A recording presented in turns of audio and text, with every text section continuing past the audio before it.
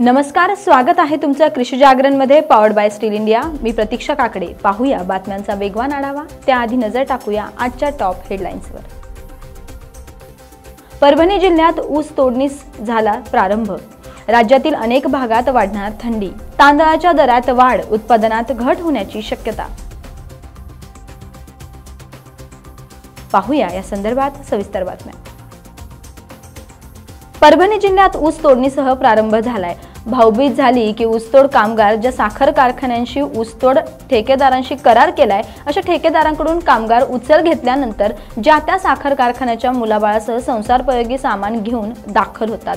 दरवर्षीच साखर कारखाना गळीत हंगाम काळात गरिबीपोटी ऊसतोड महिला पुरुष कामगारांना घरदार सोडून दूर ठिकाणी जावं लागतं आणि त्या काळात त्यांच्या मुलाबाळांच्या शिक्षणाची अबाळ होते आणि गावाकडे त्यांना सांभाळणारं कोणीही नसल्याने 3-4 महिने मुलांची शाळा ही बुडली जाते। त्यासोबतच कामगारांच्या मुलांचे शैक्षणिक नुकसान देखील होते आणि असं असताना गत 1 महिन्यापासून परभणी जिल्ह्यात पूर्णा परिसरात बळीराजा, पूर्णा सहकारी, गंगाखेडचे शुगर 21, नृसिंह लक्ष्मी या साखर कारखान्याचे ऊसतोड कामगार ऊसतोडणी करत आहेत। पुसद जिल्हा यवतमाळ येथील कामगार म्हणाले की महागाईमुळे मजुरीचे दर वाढूनही आम्हाला साखर कारखाने वाढीव ऊसतोड देत नाही आणि कमी किमतीत ऊसतोड करणे आम्हाला परवडत नाहीये। आमच्या लेकरांचे शिक्षण देखील होत नाहीये, त्यामुळे सरकारने आमच्या समस्यांकडे लक्ष देऊन ऊसतोड दरात वाढ करावी अशी मागणी ऊसतोड कामगारांनी केली आहे।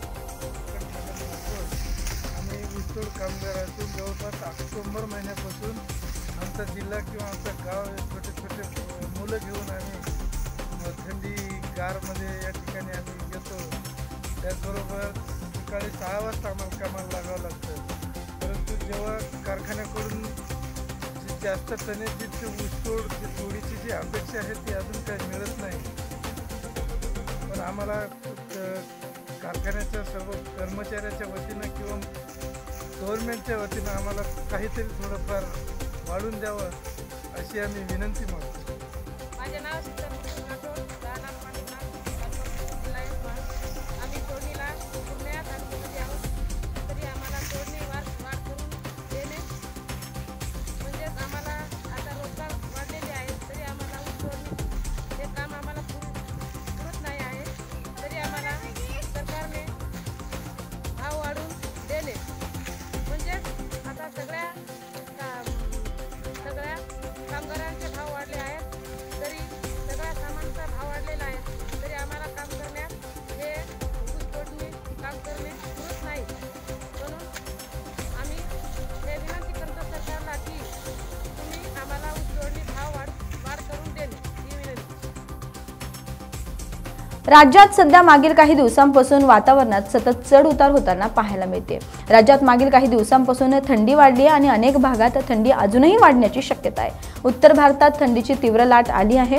उत्तरेकडील थंड वारे महाराष्ट्राकडे आल्याने राज्याच्या तापमानाचा पारा घसरला आहे। विदर्भ, उत्तर महाराष्ट्रासह राज्यात गारठा कायम असला तरी किमान तापमानात मात्र चढ उतार होत आहे। राज्यात किमान तापमानातही घट असल्याने विदर्भासह उत्तर महाराष्ट्रात हुडहुडी कायम आहे, तर मराठवाडा, उर्वरित मध्य महाराष्ट्रात गारठा टिकून आहे। तसेच येत्या काही दिवसात थंडीत अजूनही हळूहळू वाढत जाणार असल्याचा अंदाज हवामान विभागाने दिलाय। तांदळाच्या दरात सातत्याने वाढ होताना पाहायला मिळते। तांदळाला सध्या मोठ्या प्रमाणात मागणी आहे, त्यामुळे तांदळाच्या किमतीने मागील 15 वर्षातील उच्चांक गाठला आहे। एल निनोच्या प्रभावामुळे तांदळाचा पुरवठा विस्कळीत झालाय। तांदळाच्या महागाईने आधीच लोकांच्या अडचणी वाढल्या असून आता आगामी काळात तांदूळ अजूनही महाग होण्याची शक्यता वर्तवली जाते, कारण 1 वर्षात तांदळाच्या किमतीत सुमारे 15% वाढ झाली आहे। तर 15% कशा पद्धतीने वाढ झाली आहे, तर सध्या तांदूळाची किरकोळ किंमत 43.51 रुपये प्रति किलो झाली आहे। या खरीप हंगामात भारतातील तांदूळ उत्पादनात मोठी घट होण्याची शक्यता आहे। गेल्या 8 वर्षात प्रथमच तांदूळ उत्पादनात घट होऊ शकते। तर आता बुलेटिनमध्ये वेळ झाली इथेच थांबण्याची। तसेच कृषीच्या वेगवान बातम्या पाहण्यासाठी आणि नवनवीन व्हिडिओ पाहण्यासाठी कृषी जागरण मराठी चॅनलला सबस्क्राइब करायला मात्र विसरू नका। नमस्कार।